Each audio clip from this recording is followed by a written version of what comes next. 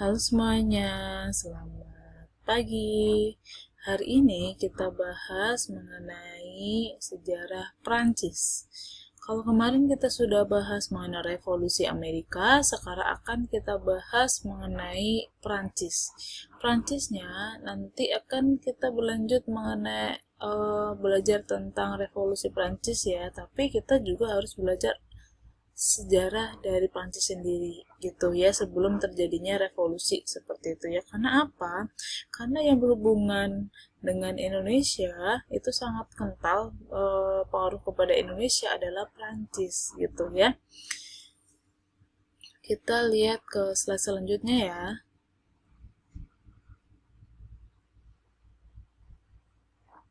Nah, ini adalah peta Eropa modern. Kalau seperti sekarang ya.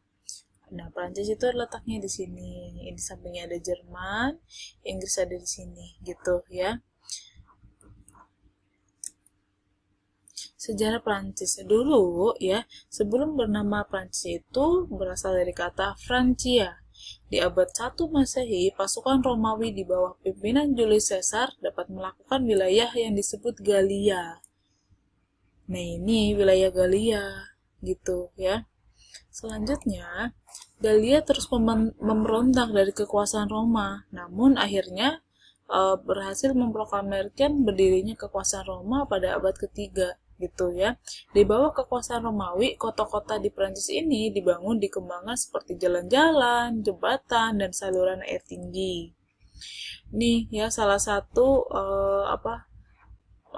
peninggalannya namanya Pont du Gard. Pont du Gard ini merupakan bagian dari 50 km atau 31 mil saluran air kuno yang melintasi Uzes dan Nimes di selatan Prancis, terletak di daerah Fars Pont du Gard dekat Remolins ya. Saluran air ini dibangun oleh bangsa Romawi pada abad pertama. Jadi gitu ya. Dikatakan bahwasanya tujuan dibangunnya saluran ini untuk mencegah adanya banjir dan sistem irigasi seperti itu. Pada abad keempat Masehi, Galia mendapat serangan dari suku Frank dan suku Germania. Menjelang akhir abad kelima, Frank berhasil mengalahkan Romawi yang berada di Galia. Agama Kristen mulai diterima sekitar abad kelima di Prancis ini ya, pada masa pemerintahan Raja Clovis dari dinasti Merovingians. Nanti kita belajar tentang dinasti ya, dinasti-dinasti yang memerintah Prancis. Pada pemerintahan Charlemagne dari dinasti Carolingian, menginginkan terciptanya kembali kekaisaran Romawi. Adanya perjanjian Verdun pada abad ke-8, Charlemagne meninggal dengan mewariskan pembagian daerah kekuasaannya, yaitu daerah barat, tengah, dan timur. Nih, dinasti yang pernah berkuasa di Prancis yang pertama, dinasti Merovingians, gitu ya, dari tahun 481 sampai 751. Dinasti Carolingians ya, di sini ada daftar nama rajanya ya, kamu bisa lihat di situ ya. Kalau yang pertama ada raja yang pertama namanya Clovis, itu dari digantikan oleh dinasti yang lain. Ada Pepin sampai Louis kelima. Ada dinasti Capet. Di sini ada Hugh Capet. Nanti kita bahas tentang pemerintahan Hugh Capet di sini ya, karena dia sangat terkenal. Sampai ke Charles yang pertama gitu. Dinasti Valois itu dari Philip ke-6 sampai Louis ke-16. Ini raja terakhir ya. Gitu. Hugh Capet. Ya, Hugh Capet ini ya dipilih menjadi raja Prancis. Pada masa ini, Prancis itu sangat berkembang dalam bidang ekonomi maupun pendidikan. Nah, setelahnya di tahun 1337 ya, setelah raja terakhir Prancis dari keturunan langsung Capet itu meninggal pada 1328, Raja Inggris Edward yang ketiga telah menguasai wilayah yang besar di Prancis. Jadi ada permusuhan dengan negara Inggris di sini, gitu ya. Edward III gitu ya. Ia mengklaim sebagai penguasa seluruh wilayah Prancis sebagai Raja Prancis serta Raja Inggris. Seperti itu ya, jadi ingin menguasai seluruh Prancis ya. Ia memanfaatkan kondisi Prancis yang sedang tanpa pemimpin, karena di sini kan baru ada yang meninggal kan ya, keturunan atau dinasti dari Capet baru meninggal. Perang pun pecah pada 1338. Ini Edward yang tiga. Ini ya, ini yang dari tokoh Inggrisnya ya, Edward III. Dari tokoh Prancisnya adalah Philip ke-6. Bisa dilihat di sini ya, tokoh raja-rajanya. Nah, ini gambaran perang 100 tahun ya. Dikatakan perangnya itu berlangsung sejak 1337 sampai 1453. Hampir 100 tahun lebih ya. Seperti ini gambarannya. Perkembangan perang 100 tahun. Kamu lihat di sini berdasarkan warna hitam ya. Kalau hitam itu berarti wilayahnya yang dikuasai oleh Inggris, sedangkan yang kuning sampai yang seperti ini, ini yang kuning ini ya, ini adalah wilayahnya Prancis gitu ya. Kita lihat di sini perang 100 tahun sejak 1337 ini ya. Terus selisih 9 tahun gitu ya, masih terlihat sama gitu ya.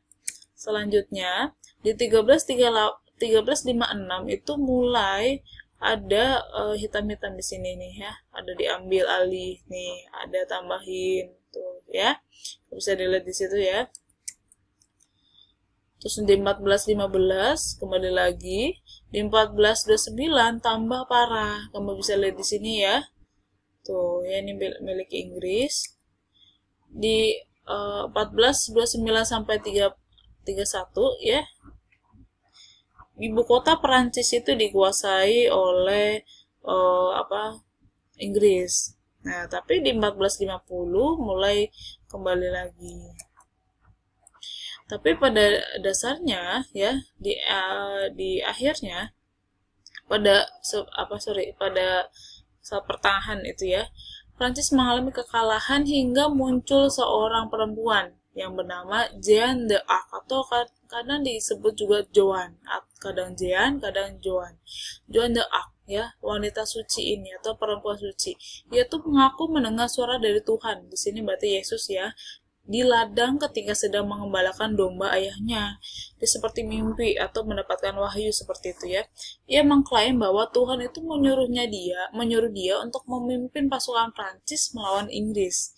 Kemudian dia berhasil merebut kembali kota Orleans. Setelah dia memimpin ya, dia berhasil merebut kota Orleans dan Reims, serta kota-kota lainnya demi Raja Prancis Charles ke-7. Di sini udah Charles ke-7 ya. Sayangnya, ia kemudian ditangkap dan ditawan oleh pasukan Inggris gitu ya. Kamu tahu ya, tadi kan beberapa daerah sudah dikuasai oleh Inggris gitu ya, yang menang kan Inggris saat itu ya. Pasukan Inggris menuju Jeanne sebagai penyihir. Dan setelah melalui pengadilan yang panjang, Jeanne d'Arc itu dibakar hidup-hidup di Rouen ya pada 1431 di kampungnya sendiri gitu ya. Ini tokohnya ya, Jeanne d'Arc, dia hidup pada 1412 sampai 1431. Jadi masih muda ya. Jadi 29 tahun. Nih ya, dia udah memimpin perang sampai bisa merebut kembali beberapa kota. Ini pada saat dieksekusi ya, dia memang sangat taat ya kepada Yesus saat itu ya. Saat itu memang sangat taat gitu. Dia dieksekusi, dibakar hidup-hidup.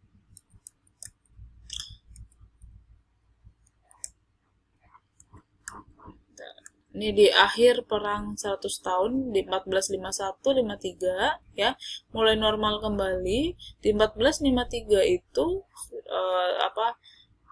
sudah diambil alih lagi oleh pihak Prancis. Perang 100 tahun, meskipun kehilangan Jeanne d'Arc, Prancis terus memperoleh kemenangan dalam peperangan ini. Kamu lihat tadi ya, dari yang tadi ya dikuasai Inggris, kemudian lama-kelamaan menjadi milik Prancis lagi. Dan pada 1453, Raja Henry ke-6, putra Henry ke-5 ya, menyerah kepada Prancis.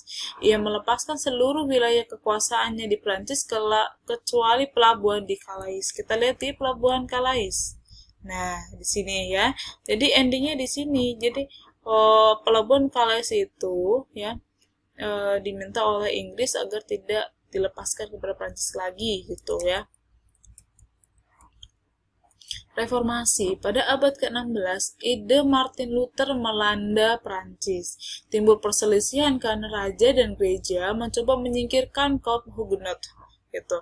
Pada tahun 1572 ada perintah raja beribu-ribu kaum Huguenot dibunuh seperti itu. Jadi era-era reformasi di sini ya, dari yang tadinya semua hal itu diatur oleh gereja atau dogma gereja, kemudian ada tokoh Martin Luther yang membawa angin segar gitu ya. Di sini kamu sudah belajar mengenai reformasi gereja ya. Kamu bisa review lagi di video saya di sebelumnya gitu ya. Ada materi reformasi gereja.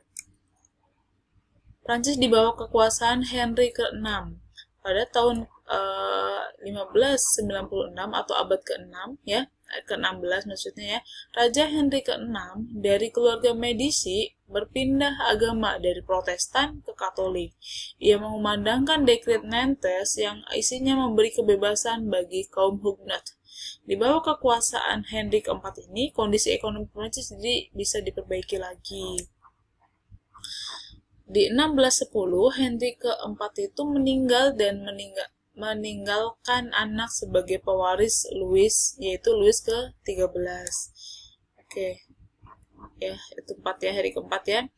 Jadi, pewaris ke-13. Permaisuri Henry ke-4 namanya Mary de Medicis ya, menjadi wali bagi anaknya. Jadi pada saat itu kan Louis masih kecil gitu. Jadi yang menjadi wali adalah mamanya atau ibunya.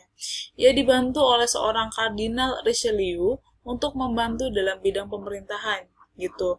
Richelieu ini memungut pajak yang tinggi kepada petani dan pedagang kota. Jadi untuk di bidang pemerintahannya ada kardinal yang dipercayakan oleh ratu ya untuk membantu dalam bidang pemerintahan. Tapi masalahnya di sini kardinalnya ini tidak berlaku yang selayaknya. Di sini dia memungut pajak yang tinggi. Ia mampu membuat Prancis sebagai negara yang paling kuat di Eropa karena dia sangat kejam, kemudian sangat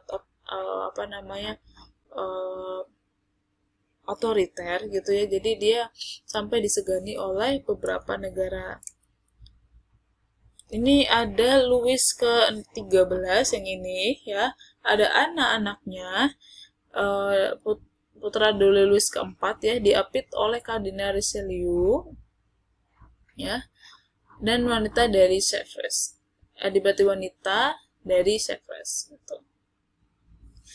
Louis ke-14. Tadi kan 13, sekarang kita ke Louis ke-14. Louis ke-14 itu ia dinobatkan sebagai raja ketika dia masih kanak-kanak. Karena untuk menggantikan ayahnya ya yang Louis ke-13, ia dibantu oleh menteri utamanya namanya Kardinal Mazarin. Kalau tadi ada kardinal ayahnya yang dibantu kardinal, sekarang dia juga dibantu oleh kardinal juga. Louis menghapuskan Dekret Nantes dan membunuh kaum Huguenot apabila tidak mau berpindah agama gitu ya. Pada pemerintahan Louis ke-14 adalah pemerintahan terlama sepanjang sejarah Eropa, yaitu sampai 72 tahun. Ia mengaku dia adalah wakil Tuhan di bumi dengan kata-katanya L'État est moi atau negara adalah aku, dan Leroy Soleil Raja Surya, seperti dia punya semboyan seperti ini ya. Ini sangat terkenal, kamu harus tahu. Kebijakan politik masa era Louis ke-14. Yang pertama adalah penghapusan undang-undang oleh Raja Louis ke-14. Memerintah secara absolut, jadi nggak punya undang-undang saat itu ya, dan dia memerintah seenaknya sendiri atau absolut ya, atau semena-mena. Anggaran belanja itu dihapuskan. Penghapusan sistem otonomi daerah di Prancis, jadi sangat semena-mena ya ke pemerintahannya dia. Istana Raja itu sangat megah ya. Di sini ada Istana Versailles, ini sangat terkenal. Dari tampak dalam seperti ini, kalau tampak luar seperti ini. Oke ya, jadi ini adalah materi tentang awal mula kamu akan belajar mengenai revolusi Prancis. Sebelum minggu depan kita benar-benar akan membahas revolusi Prancis ya. Oke, terima kasih semuanya. Selamat menjalankan